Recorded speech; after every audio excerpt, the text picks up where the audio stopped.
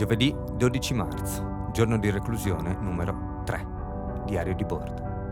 Mi sono svegliato in una città apparentemente uguale a quella nella quale mi ero addormentato, ma qualcosa sta cambiando. Le serrande abbassate dei negozi sono come bocche chiuse a denti stretti, barriere invalicabili tra noi e il mondo che conoscevamo fino a qualche giorno fa. Lo ricordo. Ricordo quando quelle serrande erano fauci spalancate che inghiottivano clienti, masticavano denaro e sputavano cibo, servizi, beni di tutti i tipi. Cavolo, sembra ieri. Invece no. Invece tipo l'altro ieri. 3 giorni fa al massimo. Oggi sono chiuse quelle serrande, solo il vento innaturalmente caldo di questo marzo ai limiti dell'assurdo le sfiora, lasciandoci presagire come questo sia solo l'inizio di qualcosa di più grande, qualcosa che è ancora da venire. Andrà tutto bene, dicono. Ah sì, io lo spero, come tutti voi.